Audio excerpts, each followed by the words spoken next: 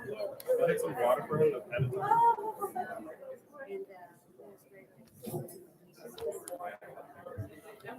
Do you know if we have water bottles on that? I can grab some. Yeah.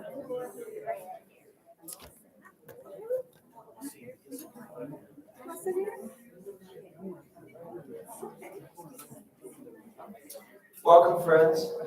Thank you for being here. I see some different faces tonight than we saw today, and we're all in for a tremendous treat. For those of you that were there today, you heard an amazing recount of the exploits and services of Louis Gregory and the history of African American lawyers and the civil rights movement in this country. It was just fascinating. Every time I've heard a member of the Universal House of Justice speak, I'm always fascinated by the historical context they provide. Ways in which we could spend, years studying and not gain some of the insights that they provide for us. And so we're so grateful for that. And we're going to start with a prayer, and then we're going to hear a little bit about the symposium and the foundation and what we're trying to do with the memorial chair. And then we're going to hear from Mr. Barnes. And I'm not sure that Mr. Barnes needs any introduction. But for those of you that don't know his history extensively, he went to law school here in the States at the University of Maryland, and then pioneered overseas. He enrolled in the Baha'i faith while he was in law school. He pioneered overseas in Africa, served on national assemblies there, and taught at law schools there, and then served as a counselor and at the International Teaching Center, and then for 13 years on the Universal House of Justice. And he retired 5 years ago, and we're so lucky that he is still giving selflessly of himself. And he had to fit this meeting in between, make it back in time for a youth gathering he was having at his house tomorrow. So we're very grateful to have him here. So, and for Nancy for sharing him with us. So thank you. Let's get started.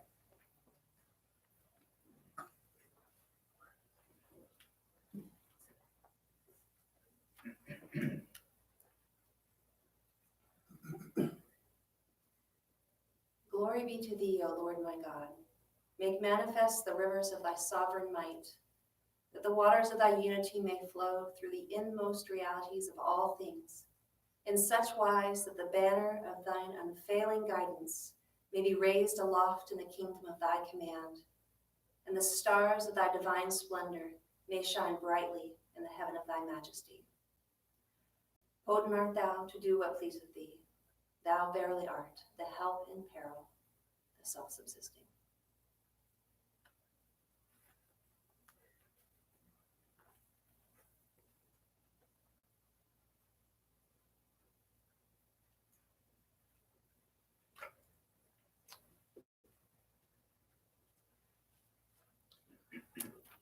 Good evening, everybody. I'm Dale Fowler, for those of you who don't know me, Austin Baha'i community.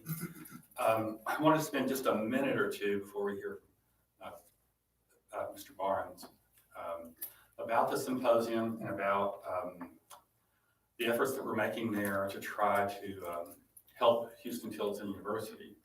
And you know that Louis Gregory came and spoke at the institutions that have become Huston-Tillotson in 1920.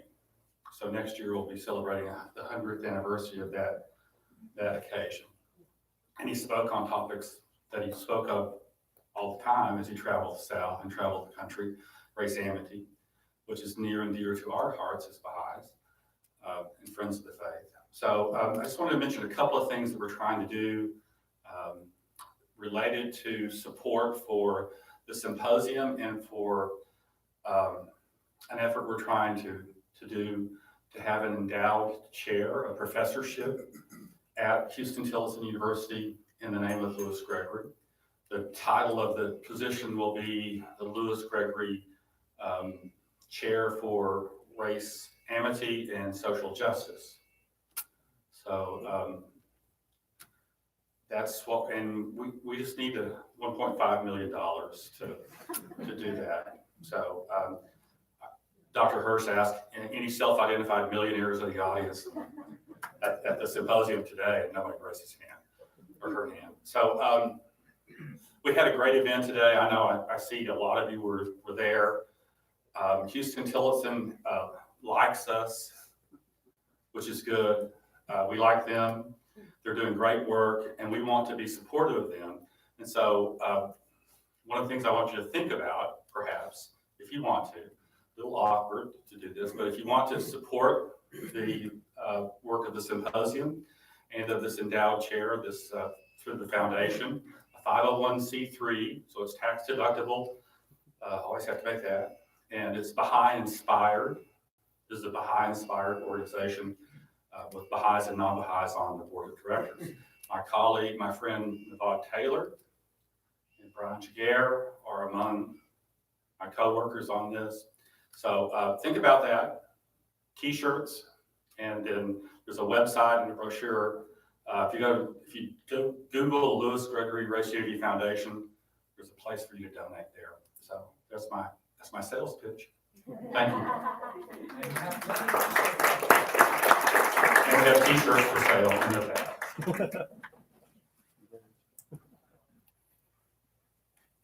Now let's please welcome Mr. Barnes.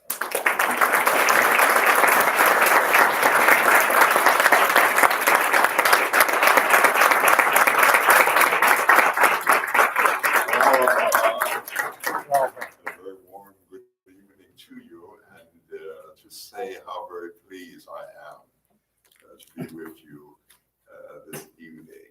Yes, and kind of lost in time. Are we still part of the Rizwan celebration, or that hasn't gone away? No, we're still. This is the last day of the Rizwan celebration, and how very nice it is to be in Austin with you. Had a wonderful, beautiful day at the symposium. Learned so much and felt so much, and could sense so much of what all of this means for your Baha'i community and for humanity.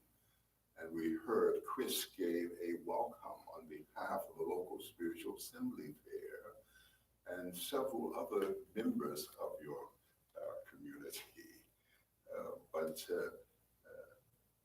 Let's have the Rizwan spirit. Yes, we'll speak a little bit about that as well. And I'll ask you to help me to sing one of my best songs of the Rizwan period. But it will have to have your assistance in this song of the clapping of the hands. And it goes a little like this. Oh, this is the day. Oh, this is the time. Oh, this is the moment. Let us go now unite. Oh, this is the day.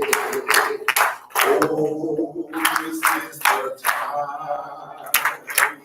Oh, this is the moment. Let us all now unite.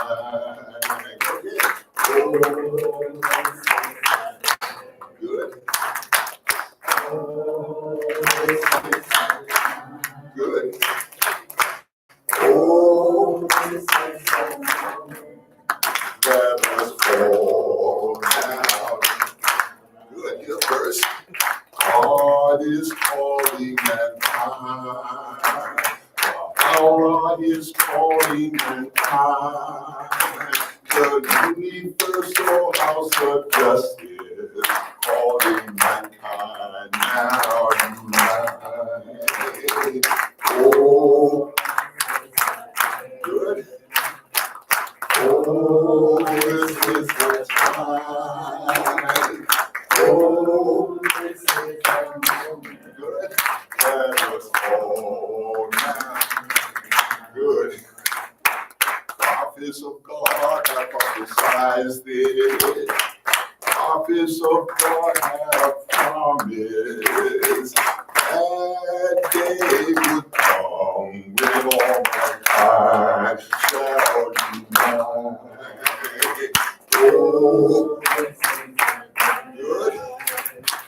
Oh, this is the time. Oh, this is the time. Good. Let us.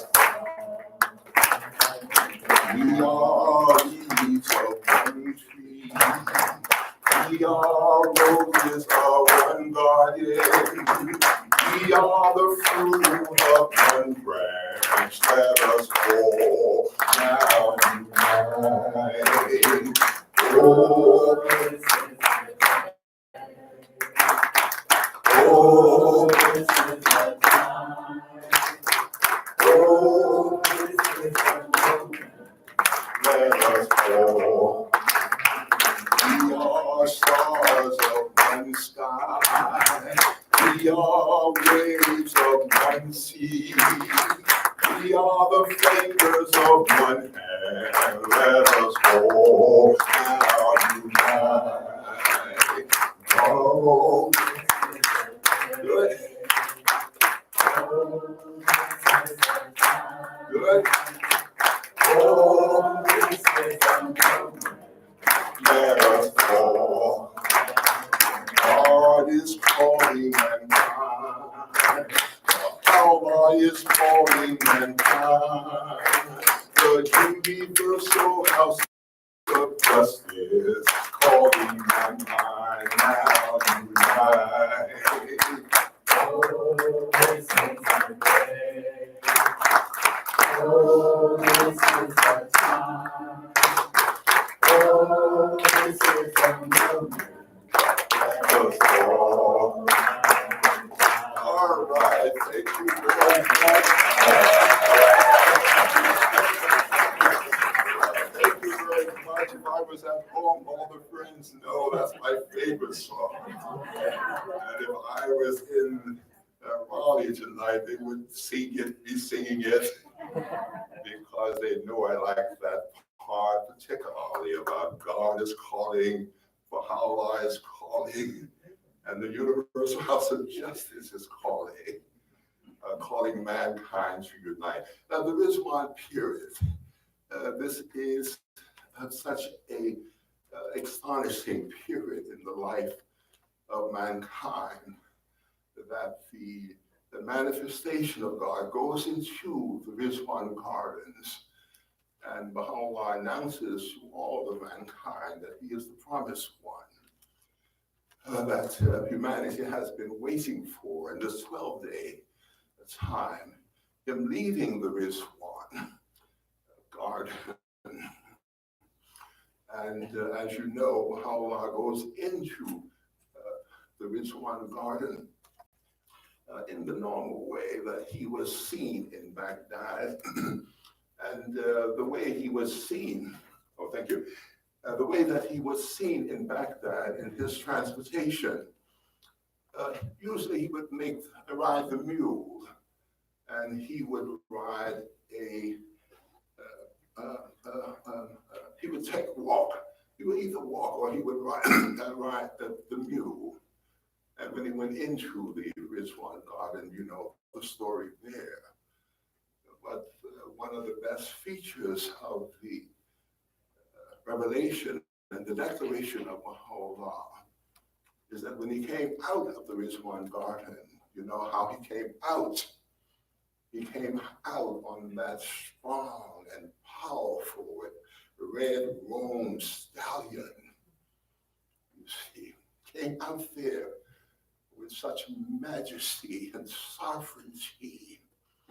You see that the people were amazed to see the horsemanship of Baha'u'llah and see his majesty and his harmony and who he was there on that powerful horse. Just the way of God in every way to let the people know that a new being had come there, and a public revelation of the being, of the manifestation of God. And I got that very much the coming out, because the coming out indicating that Baha'u'llah had sounded the trumpet, calling the peoples of the world to him, and he was going out on his way, exiled to Constantinople. But he had sounded that trumpet that would never call retreat. And that trumpet, the declaration would be letting us know.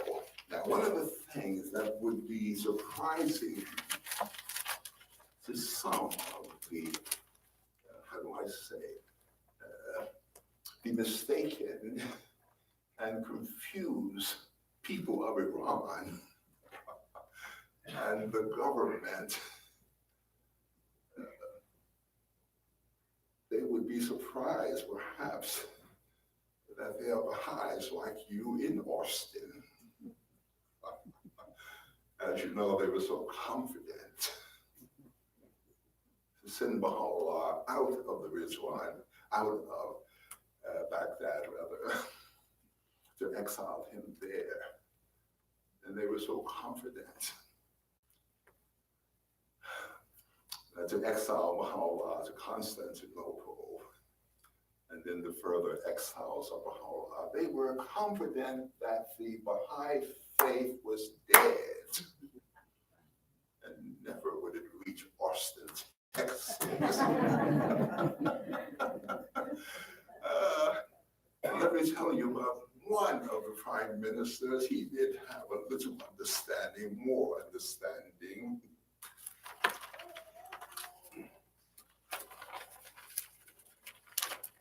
And this was the prime minister there, Mirza Agard-Khan. And he was the prime minister there after Mirza Taqi Khan. And this prime minister, I won't go into all the history of it, but he was from the Mazandaran area. And one day his son asked Mirza Agard Khan, when he was the prime minister, the son asked him whether he did not think that Baha'u'llah had failed to live up to the tradition of his father. Baha'u'llah's father, very high-ranking and renowned minister of the government there. And this son, he asked the father, did Baha'u'llah, did he make some mistake? Has he failed to live up to the tradition of his father? And did he disappoint the hopes that had been reposed in him? The people, they were thinking that Baha'u'llah would assume some government position and he would strengthen and exalt the government. And the son said, look, had he disappointed all of them? And here's what the prime minister said to the son.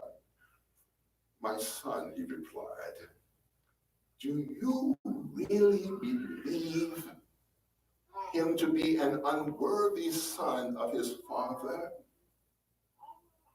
All that either of us can hope to achieve is but a fleeting and precarious allegiance, which will vanish as soon as our days are ended. Not so, however, with Baha'u'llah.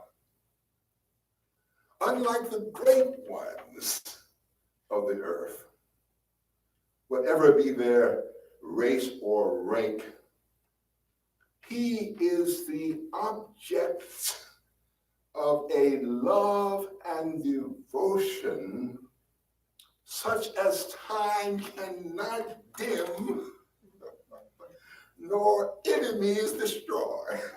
Here's the Prime Minister of Iran speaking about the love that you have for Baha'u'llah down here in Austin, saying that time and enemies can destroy.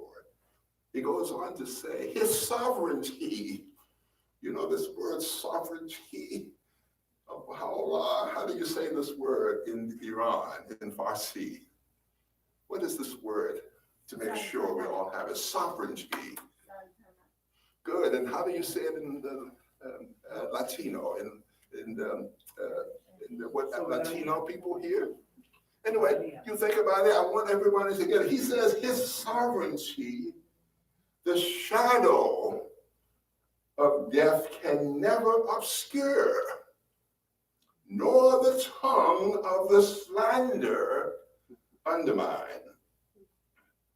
Such is the sway of his influence that no one among his lovers dare evoke the memory of the faintest desire that could even remotely be construed as contrary to his wish.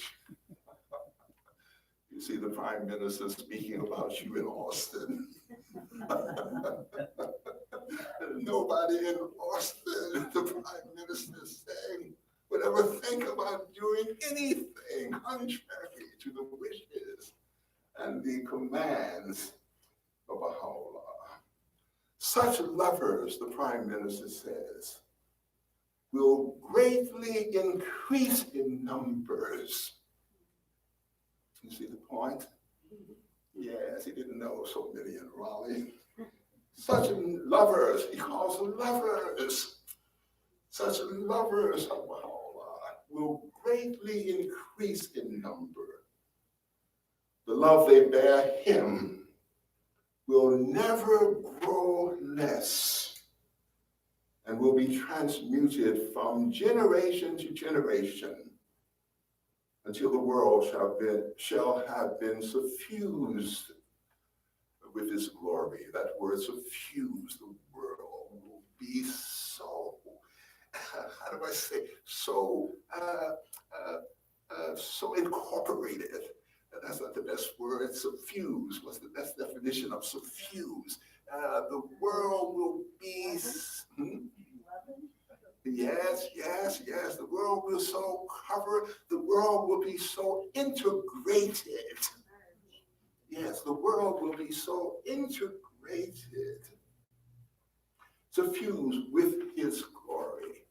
And this is why I say that you in Austin, you are the fulfillment of the vision, the greatness of Baha'u'llah, the station of Baha'u'llah. The Rizwan period gives us an opportunity to pray and study and ask for assistance that you and I and all the believers and all of mankind that will become just more touched, and our love for Baha'u'llah will increase.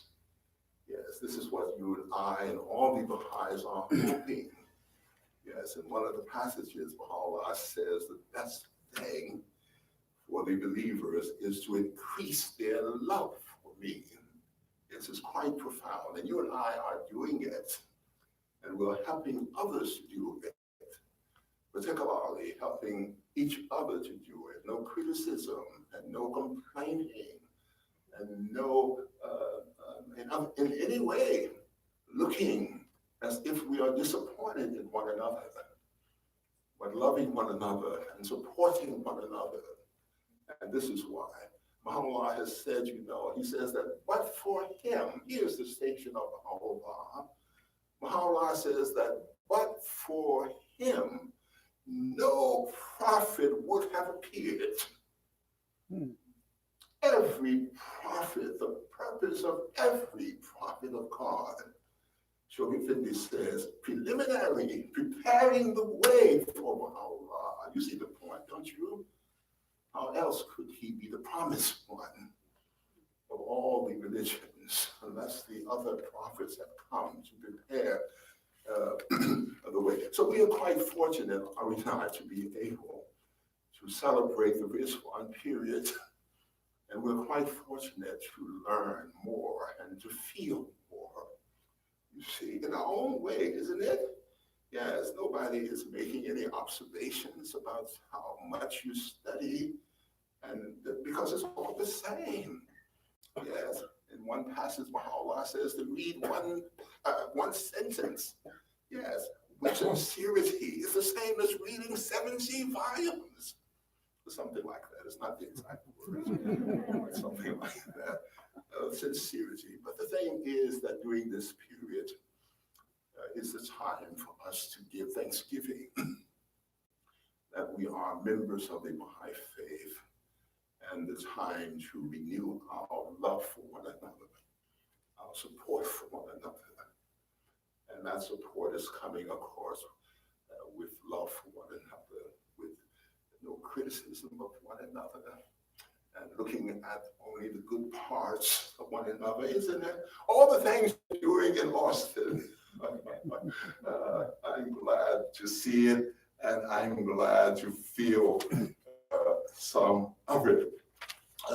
Now, this point of love, you have said in the Rizwan letter, the latest Rizwan letter of the House of Justice. Isn't that a magnificent letter?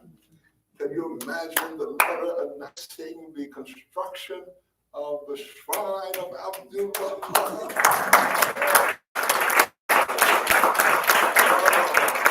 I tell you, and the believers are already thinking and planning and hoping.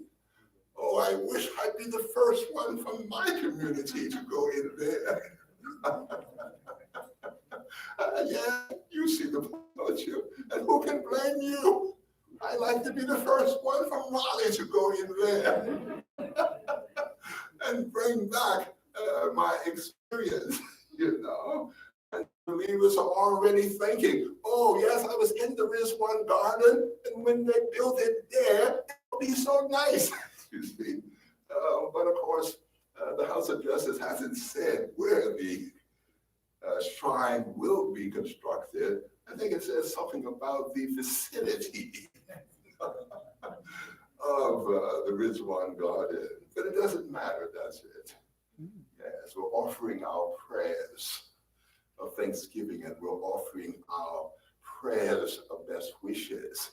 I heard last night or the night before one of the delegates from Raleigh to the National Convention, and we were talking about the National Convention. He says, Kiser, and guess what? The delegates at the National Convention, they sent the Universal House of Justice $160,000 for the construction. You see, yes, the delegates heard the news, so excited and so delighted that they could make a response and make that an important response. But speaking of love,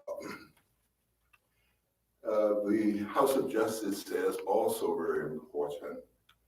The House of Justice says, we believers, you and I and all believers, that through systematic striving, everyone can make a more and more effective contribution to the work at hand.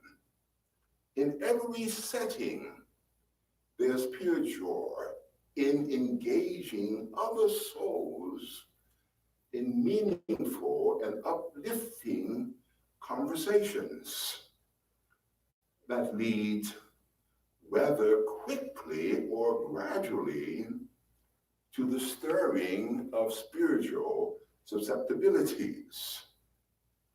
The brighter the flame kindled within the heart of the believer, the greater will be the force of attraction felt by those exposed to its warmth.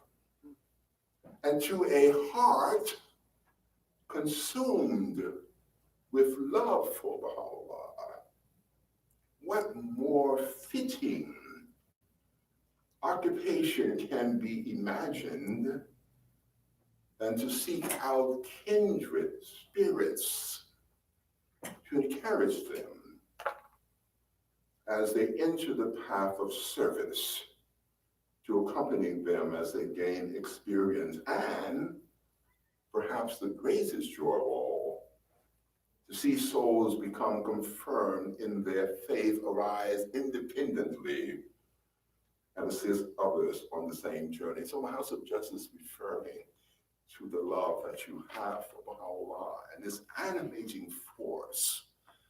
You may remember a few years ago in one of the Rizwan messages, the House of Justice says that every strand of our activities, in the core activities, every strand, it is based on our love for Baha'u'llah. And who remembers the hidden words, love me? What is it? You remember? Yes, the word of Baha'u'llah, love me, that I may love thee. And if thou lovest me not, what is it? Yes. You see the situation there, love Baha'u'llah. All right, so how do we do it? You are doing it and you're showing the way. Each of us showing the way in our own situation and our own circumstances, you see. And our prayers, oh Baha'u'llah, help me to love these more. Yes, that's a good prayer. It's my prayer. Yes, because the writings say it. And such force, well, all of us know the force of love. I brought some passages about it that I wanted to read. Here is the words of Abdu'l-Baha. Know thou of a certainty that love is the secret of God's holy dispensation, the manifestation of the all-merciful, the fountain of spiritual outpourings. Love is heaven's kindly light, the Holy Spirit's eternal breath that vivifies the human soul. Love is the cause of God's revelation unto man. Love is the cause of Baha'u'llah going into the Rizwan garden and coming out. Love is the cause of all of the suffering that Baha'u'llah consented. Isn't it so? Baha'u'llah consented to bear. It is impossible that humans can do anything to the manifestation of God in their sovereignty, except they permit it.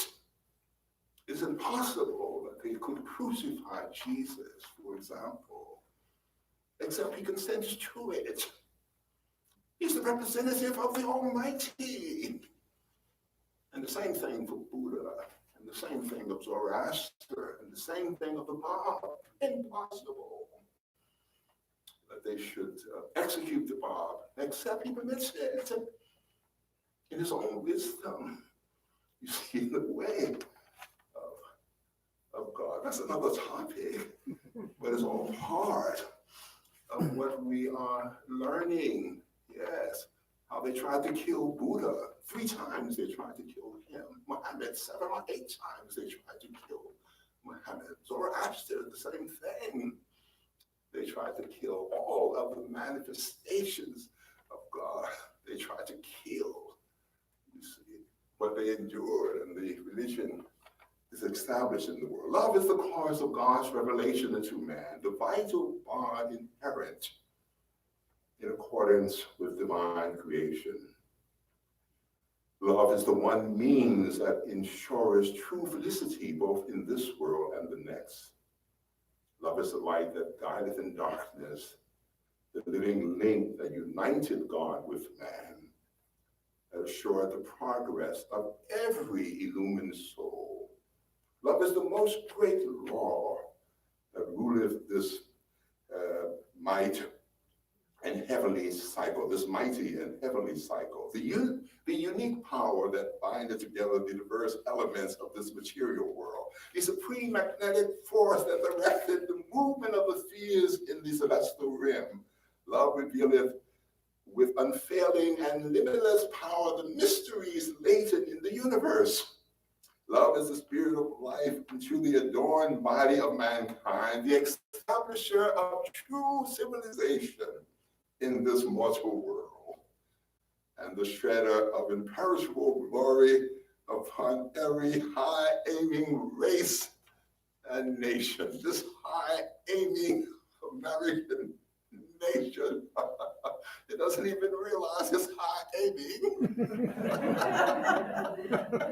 It doesn't realize that the Baha'i writings say what is going to lead all the nations spiritually.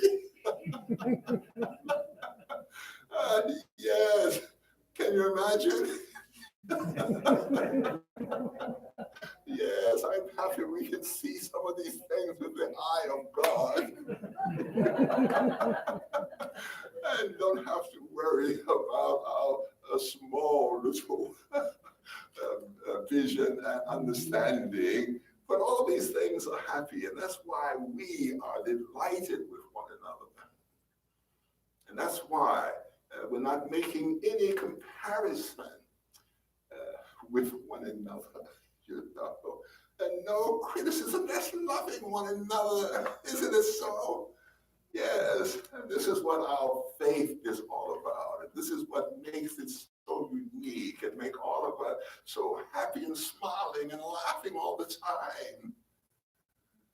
Because we know whatever we are thinking, we're keeping it to ourselves. Yeah.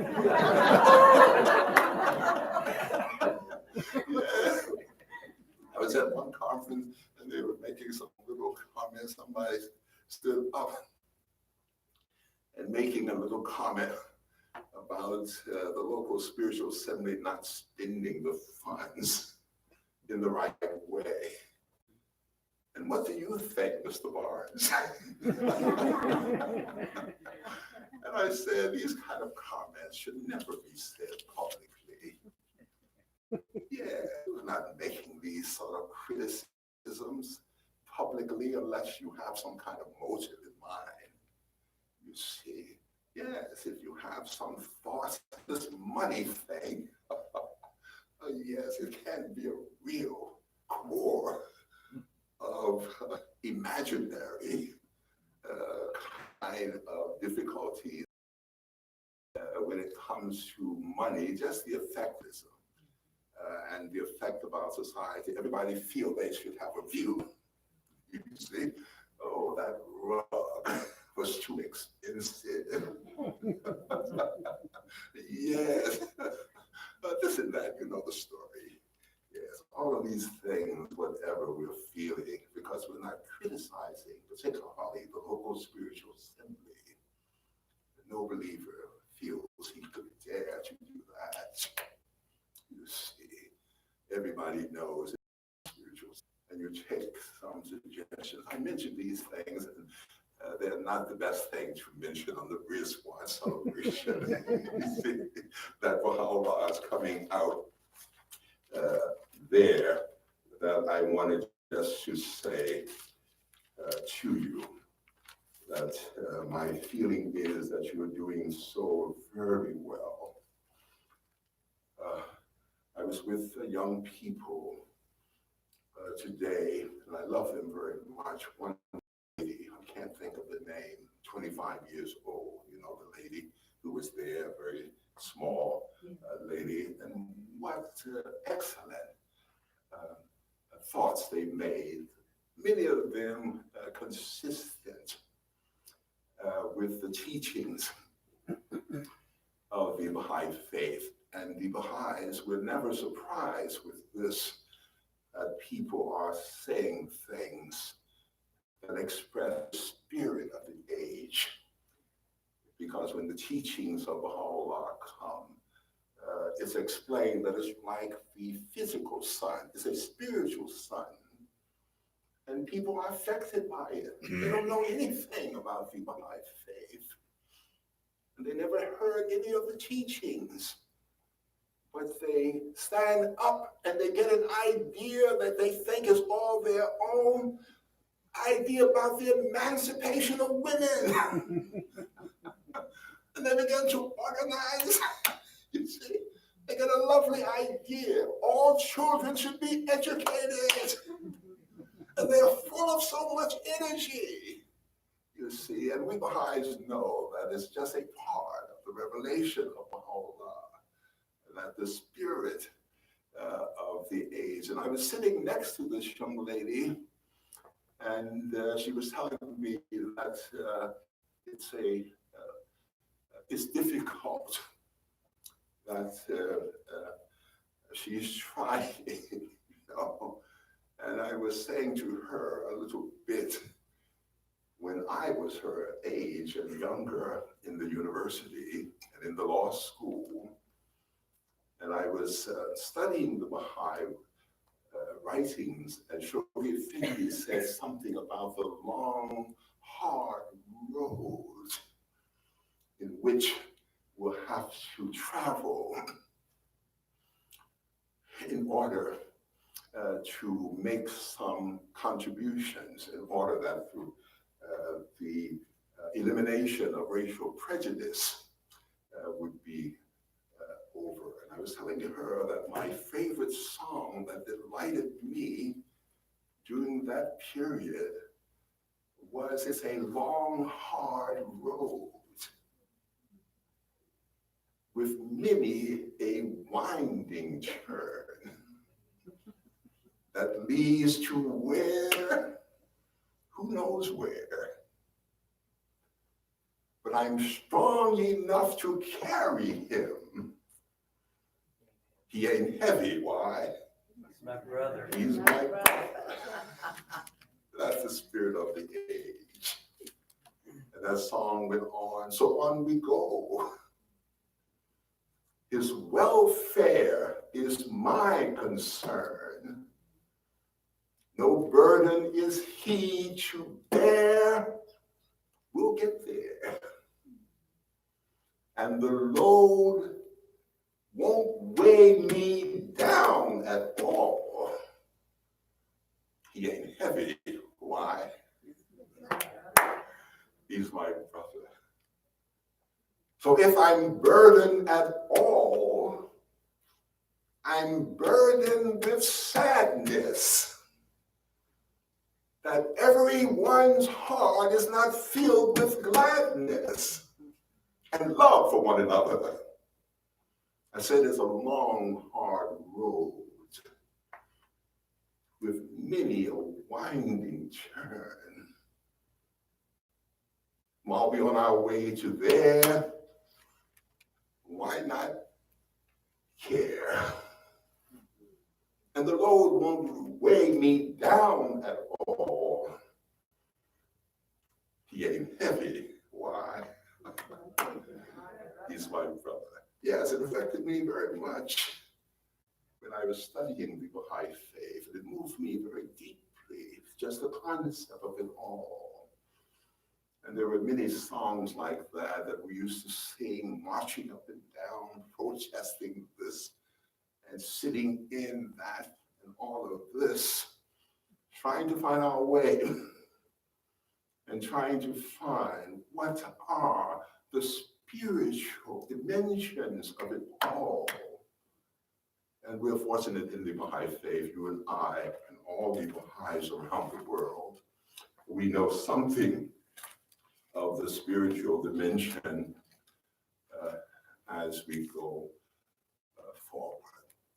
We were speaking about Mr. Louis Gregory today, and I was saying to the audience that Shoghi Effendi said that Louis Gregory is an example for black and white. Yes, and the example, the same ones that you are manifesting, the example of servitude, the example of attention to spiritual growth, rectitude of conduct, freedom from all forms of prejudice, a noble life. I think I mentioned, but I don't know if anybody picked it up, that Louis Gregory's life can be developed, can be evaluated or explored, considered in two periods. One was when he accepted the Baha'i faith in 1909 up to 1938. And in that period, he was serving the faith, and he was manifesting such beautiful qualities. And the other period of Louis Gregory life is from 1938 until his passing. And why 1938? That is the time that the letter from the beloved guardian arrived in America that is now entitled The Advent of Divine Justice, isn't it? The same letter that the Universal House of Justice is asking you and I and all the believers to pay attention to those spiritual prerequisites. And you know them, don't you? Yes, that one of rectitude of conduct in everything that we do, in everything that we do. In our employment, in our family, in our decisions, in our studies, in everything. You see the point? Yes, freedom from all forms of prejudice, chastity and nobility, holiness, rather, in our lives. You see, yes, this is what we're doing, and we're laughing, and we're having so much fun striving for it, isn't it? Yes, and one of the things that I love so much in the Baha'i writings is this concept of striving.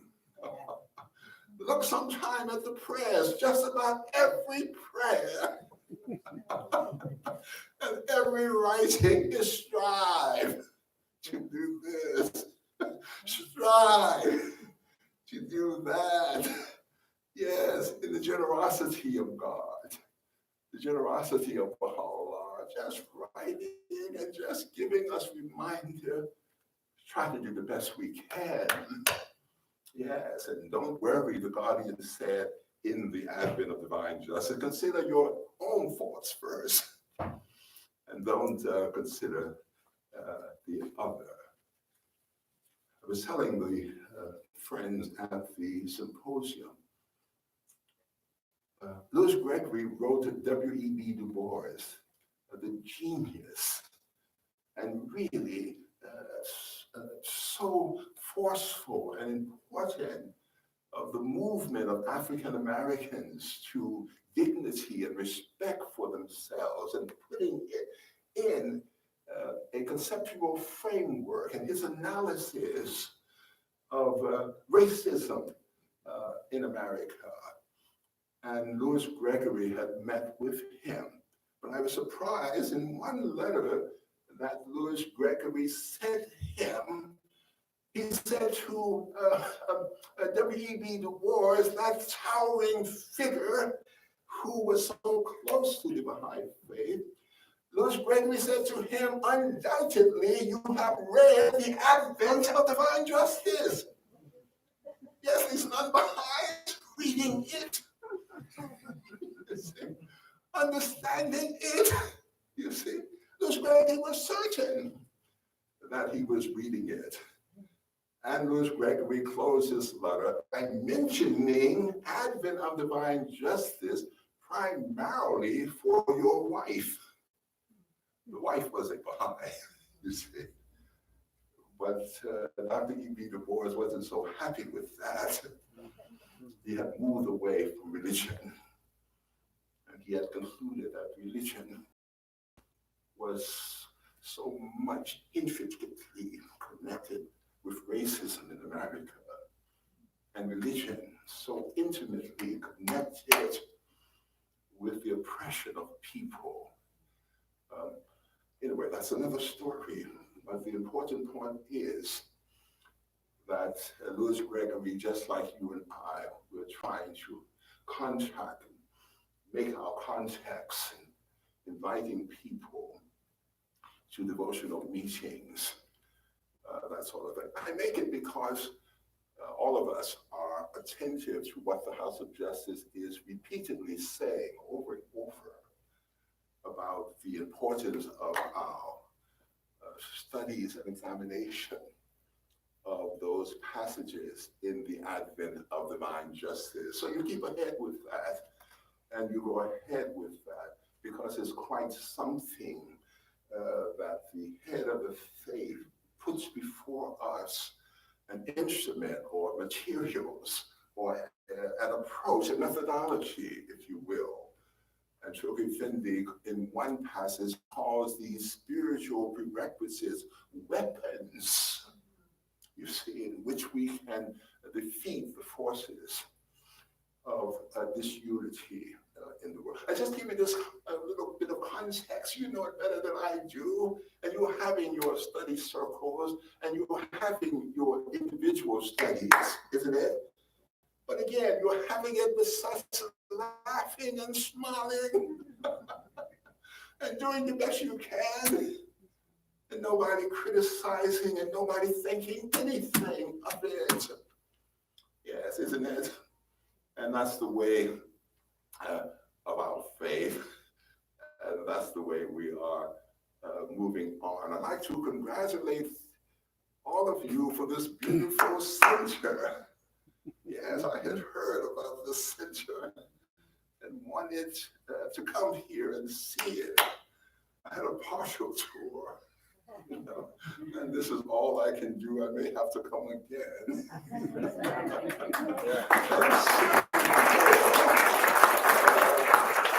See more about it. Now, the other thing, the reference of the construction of the temple, in my view, reminds us of Abdu'l-Baha's presence in America. And Chogifindi saying to us, we should remember the example that Abdu'l-Baha set when he was here, that he would make no compromise with the reality that he was setting no racial discrimination, that he wouldn't stand any moment for any criticism of anyone. You see, you go back and look at that passage, Chogifindi says how we should remember the lessons that Abdu'l-Baha told us, you know, because they are helping us and reminding us. I have to say, I'm so pleased to see my Baha'i brother and sister over there from Suriname. Yes, in the way of God, I should see them again in my life. I was down there in their home and traveling through the island, and I'm glad to see my brother Irish too. And yes, really, it's a delight, and so many others that I may have met on the pilgrimage and may have met in many different situations that my poor memory no longer can bring back. But I'm just very happy to be here and very happy to know something of your successes and very happy to know something even of your challenges, because these challenges, as you know, the way of growth and the way of learning that we take with us. Those nightingales in the Rizwan garden. Yes, I often think in my imagination how disappointed those nightingales must have been for how long to leave the Rizwan garden. But I think in just the way of these things, they might be comforted that Baha'u'llah calls the believers nightingales. And perhaps, and I always think, you know, I write the books for the children, and I'm always thinking of what would make a good story for the children. And I always think that when the believers took those roses into the tent of Baha'u'llah, you remember the story? Yes, the believers loved him so much, and they took the roses, and the roses so high in the tent, they couldn't see over them. And I always think, boy, if I was one of those nightingales, would I have had the courage to fly inside that tent and start singing to Baha'u'llah and singing through those roses, all kinds of possibilities and all kinds of things that we have to make us grow stronger in the faith. Another point that we were making ties into this same one. This one that Abdu'l-Baha and Shoghi Findi praised Louis Gregory for his striving to improve his character. I grew up in the African Methodist Episcopal Church, a predominantly Black church, still founded about 1744 in the US. Used to be the largest and was founded established because the founder of that Black church decided, why should he have to wait for the white worshipers to have the communion and then he come up for the communion? So he decided one Sunday that he'd go and have the communion with the whites. And you can imagine what happened. Yes, they beat him most viciously and sent him out of the church. And he said, I never go in there again. His name was Richard Allen, and he started the Black church. And from the slavery days, just my own background, I'm so happy to be with you. From those old slavery days, the Negro slaves, they began to sing of Baha'u'llah. They didn't call him by name, but the scholars, particularly Alan Locke, who is considered one of the premier historians of the African American people, he became Baha'i. And he has the impression that many of those songs were about the coming of Baha'u'llah. You see, yes, that Jordan would roll and people would cross over into Jordan, into campground, never went in. And I was so very delighted, just in my own way, in Haifa, that one believer, she started a little choir there in Haifa, singing some of those African-American spirituals. It really touched me very deeply to hear them there. Yes, all of this historical evolution and so forth. But I wanted to just close with you this evening one last little song. Shows something about the lightheartedness of religion and how lighthearted we have to be with one another. And once again, it will ask for your participation with me. All right. There's one question that this song asks everybody, and you'll have to respond. And there's one little way, and it goes a little bit like this. I asked my neighbor the other day, I met my neighbor the other day, gave him my right hand, you know what I mean? When it comes to that part, stick your hand out. And in the churches, there were all kinds of meetings, some people would get up and embrace one another. You see, some people would lock hands. In other words, they were meeting one another. And here's the part. Just as soon as ever my back was turned, he scandalized my name. You know that word, scandalize? Backbiting. As soon as ever my back was turned, he scandalized my name. I have changed it to make it more consistent, to say, as soon as ever my back was turned, he backbited me. And I sing it with the youth over there in our cluster, because in our faith we want to keep everything light, don't we? Yes, he is teaching so profound, and our ability to understand so limited, and our striving to understand. So here we go.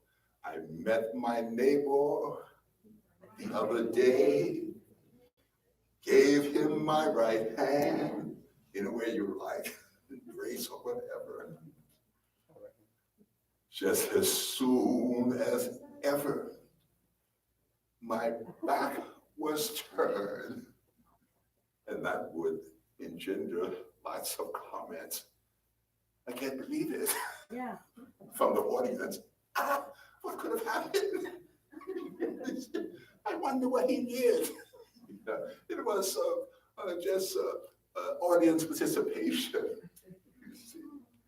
Just as soon as ever my back was turned, he backbited against me, and boy, that really would generate participation. My God, can you imagine? That poor man with 5 people making every expression. Just to enliven, oh, who can believe it? Heaven help us. He backbited. Now here's the question that went with the song. Do you call that friendship? No, no. Do you call that friendship? No, no. Do you call that friendship? No, no. He backbited against me. And then it could go on and on. I met my brother the other day. I met my sister the other day. I met my teacher the other day. I met my cousin, on and on. Anything anybody would like to put out there. Do you call that friendship? Do you call that friendship? Do you call that friendship? No, no. He backbited against me. And here comes the verse that aroused everybody. I met my preacher.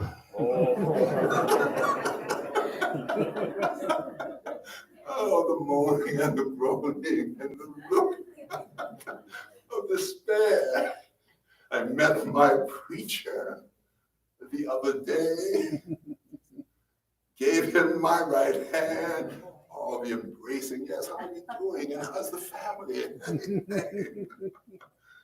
Just as soon as ever my back was turned, what happened? Backbited me. And here's the great question. Do you call that religion? No. Different than that friendship one. Here the great one. Do you call that religion? No. Do you call that religion? No. Do you call that religion? No. By that time, everybody's finding. Everybody is frowning and making every explanation. My God, could that really happen? leading to the declaration, he backbited against me. Do you call that religion? No. Now here's what the Guardian is calling religion. No prejudice in any form, isn't it? Yes, really, no criticism, no. And all the other things that you are doing in your city. I'd just like to say once again, my delight to be here and my very best wishes to each one of you and my gratitude for the invitation to come here and make some modest contribution to this great victory for Austin that the Louis Gregory Symposium on Race Relations expresses. Yes, and not only for Austin, but for all humanity. Yes. Chris, you've come in, and I can mention you. Chris made the reference to the great case of He-Man Sweat. Yes, so everybody knows that case. Yes, it's such an important case, really. One of the second or third victory of the NAACP Legal Defense Fund, as it was beginning to make a campaign and strategy against racism in the graduate and professional schools. And somebody was telling me that the case of Sweat versus Painter as a result, and you'll have to help me with this, Brian, that they have renamed the courthouse where that case was tried after that black He-Man Sweat. Yes, can you imagine the way of God and the consequences of it? And they were telling me also, Chris, I think you mentioned about the symposium named after him at the University of Texas and the professorship named after him. And I was telling everybody at that symposium how happy I am that he was a black man and a Baha'i. Look at the way of God. Standing up, and as a result of standing up, such terrific consequences.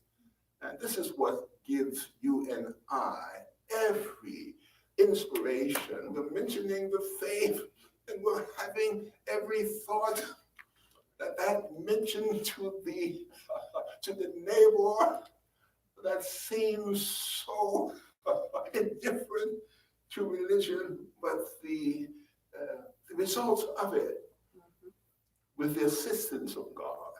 Yes, who can imagine to name the courthouse after He-Man Sweat?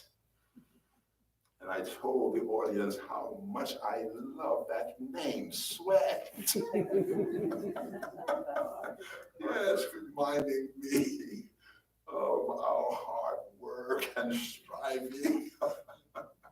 And I think I told them of the verse in the Baha'i writings that he is a man today, the verse of Baha'u'llah, who dedicates himself to the advancement of all people. This is not the verse exactly, but this is the gist of it. I can't think of it now. But manhood, Baha'u'llah defines in terms of serving humanity. And what does serving humanity mean? We had this discussion as well. Serving humanity means everything we do. Yes. Can you imagine God lifts our teaching efforts to the service of humanity? He lifts the education of children to the service of humanity. He lifts our devotional meetings to the service of humanity. He lifts our celebration this evening of the 12th day of Rizwan as a service to humanity.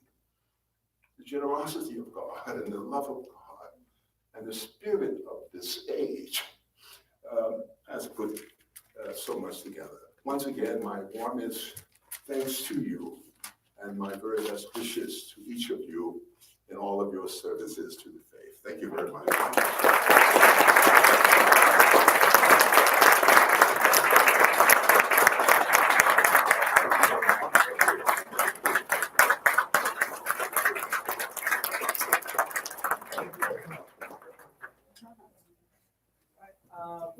Thank you, guys. We're going to close with one little prayer from Audrey. Mr. Barnes spoke a lot today about striving. And we heard a lot at the symposium from the other speakers about that as well. How to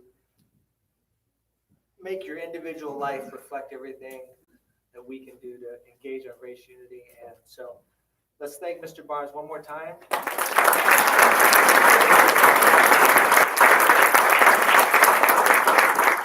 We're going to close with the prayer and go have some refreshments.